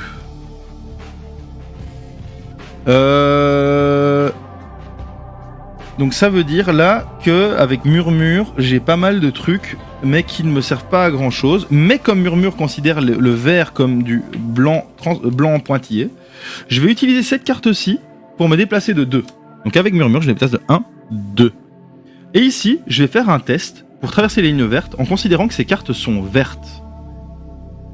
Ça me permet, ici, de faire 4 et de déplacer ce paquet de chips ici. Nickel. Cool, on avance. Maintenant, c'est à Medzi. Medzi a ceci et 1, 2, 3, 4. Donc, ceci n'a aucun effet sur cette partie. Ceci a un effet. Cet effet est d'activer les ennemis. À chaque fois qu'on ajoute une carte sur la piste menace, donc ça maintenant on l'oublie pas, tous les personnages sont poussés dans les espaces d'avancement forcé. C'est pas le cas sur cette case-ci. Donc c'est au cafard, les cafards se déplacent, hop, mais ils ne peuvent pas traverser la ligne rouge, et maintenant le cafard qui se trouve là, lui, va faire une attaque de 3, donc un cafard plus 2. Et ceci sur Ronchon. Ronchon qui a plus 1 en défense, plus 3, donc 4 en défense. J'ai fait plus 2, moins 2, c'est une réussite. Ronchon ne prend pas un dégât, c'est bon pour ce cafard. Donc maintenant, je disais, ça c'est Medzi, et c'est les cartes de Medzi. Medzi qui se trouve ici. Et donc il va permettre de déplacer le truc. Donc je mets 1 parce que c'est le même chiffre, et 2 parce que c'est la même couleur. Ça fait 4. Et hop, le paquet de chips se trouve ici avec toute la familia. Là, on est bien. Donc maintenant, il faut le faire traverser la ligne rouge. Pour ça, il faut faire un test de 4 rouges. Donc c'est à Ringer. Ringer a ceci, plus une carte, paf. Donc ce que je vais faire avec Ringer,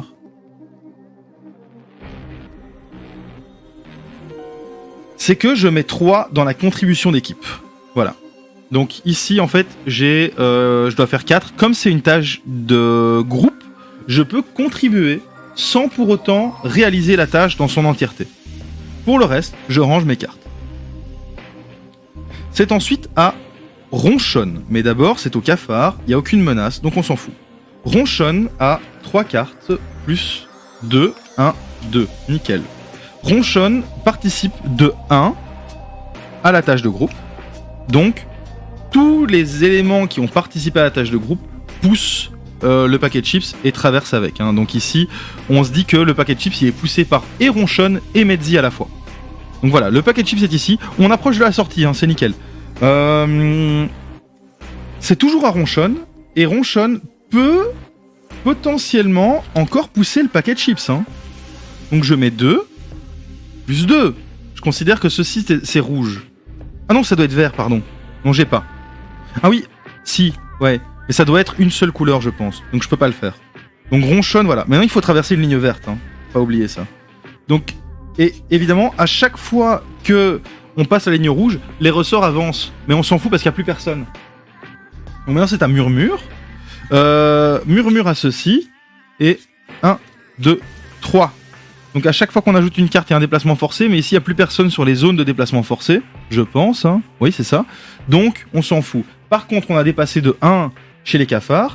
Donc les cafards vont attaquer. À l'aise. Donc ça, c'était l'attaque des adversaires. L'attaque des adversaires qui est intervenue parce que j'ai tiré les cartes de Medzi. Medzi va contribuer de 3 verts au déplacement du paquet de chips. Ça fait 4. Ça fait que le paquet de chips se déplace avec Medzi et Murmure sur la case de sortie. Ensuite, nous avons Ringer. Ringer tire 5 cartes. 1, 2, 3, 4, 5. Et il ne fait rien avec. Vaut mieux rien faire, parce que maintenant c'est au tour des cafards, et les cafards n'ont pas de carte menace, donc ils ne font rien. C'est donc maintenant à Ronchonne, qui a une carte, donc 2, 3, 4, 5. Et Ronchonne va se déplacer à travers la ligne verte pour 3 points. Donc ici on a une carte menace donc qui va chez les cafards. Ronchonne utilise 3 points bleus pour passer la ligne verte. Paf, on est tous sur la case de sortie avec le paquet de chips. Nickel. Donc, règle spéciale. Attends, rencontre 6 cafards, hostile, blabla. Attends, c'était où? Voilà. Si les beignets d'oignons sont ainsi retirés. Non. Carte environnement, situation calme. Attends, c'est où? C'est où le truc? Retirer du plan lorsque vous empruntez cette sortie. Allez, non, c'est pas. Attends, c'est où le truc de réussite? C'est ici? Non. J'essaie de voir où est parce qu'on a réussi là, hein. Faut pas déconner. Les beignets. Ah voilà. Le pion beignet d'oignon peut être déplacé en suivant les règles de matériel lourd. Si vous parvenez à l'amener case départ, lisez l'encadré réussite de votre carte mission principale. Ah oui, ici. Réussite.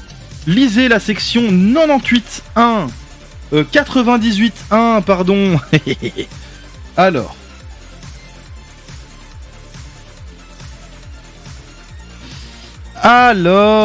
Donc c'est une mission accomplie, n'est-ce pas?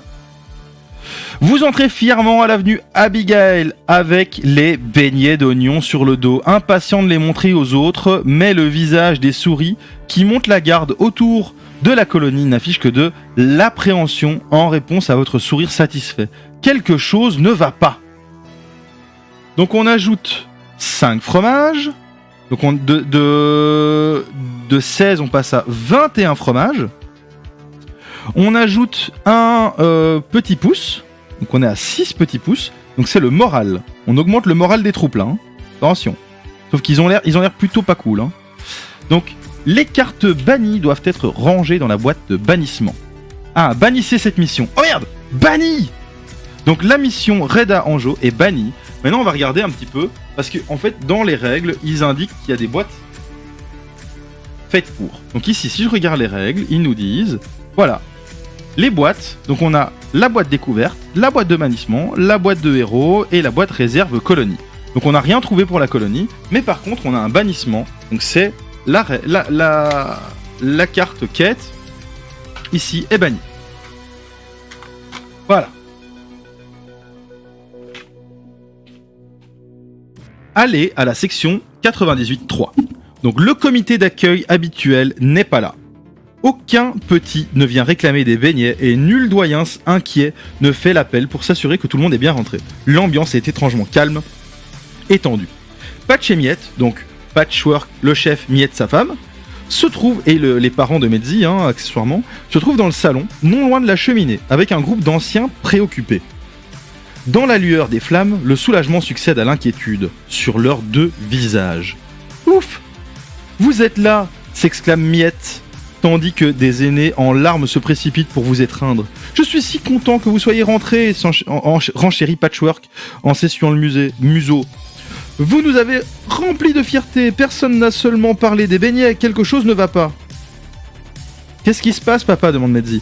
Ce sont les ravitailleurs, ils ne sont pas rentrés de leur expédition au virage nord, répond solennellement l'intéressé. Ils devraient être de retour depuis longtemps, ajoute Miette.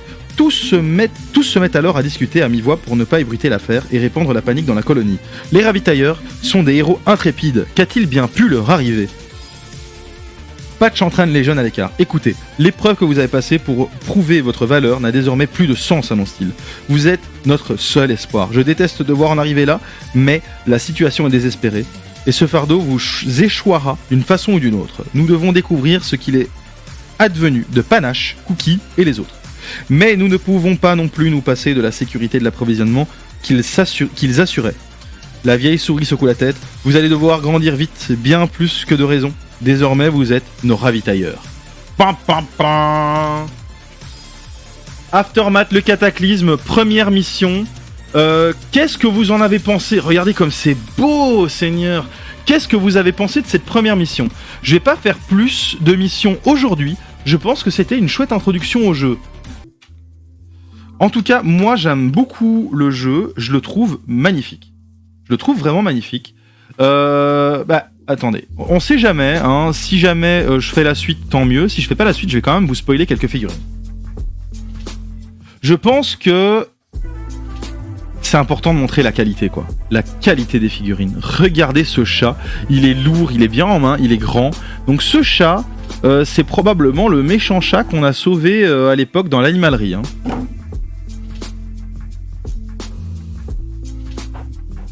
Alors, également, la tribu des ferrailleurs. Donc ici, on a un ferrailleur ici, un ferrailleur comme ceci, qui est plus gros, qui est un peu badass. Regardez-moi la qualité de ces figurines.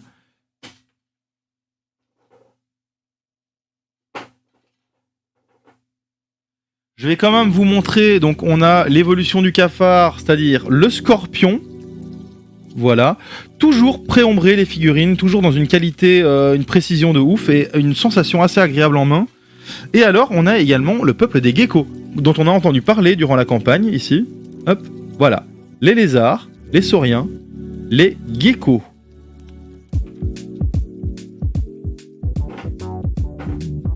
Voilà, et alors il y a quelques autres figurines comme ça, mais en gros la campagne tournera autour principalement de ses factions et de ses ennemis.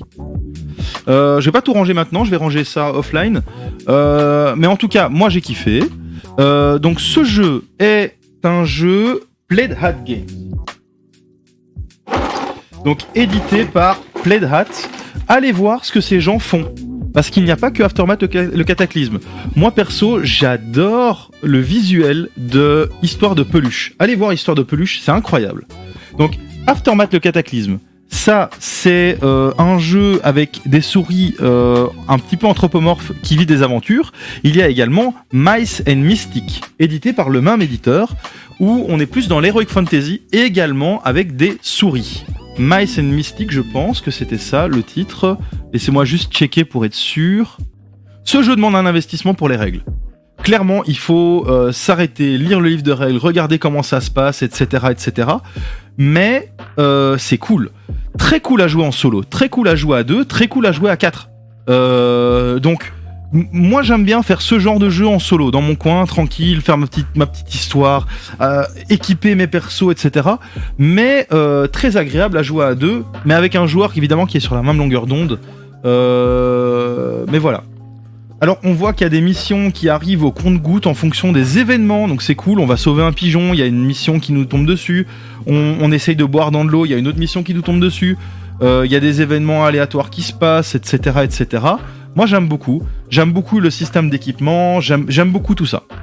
Ça c'est mon avis, le jeu est cool, très cool.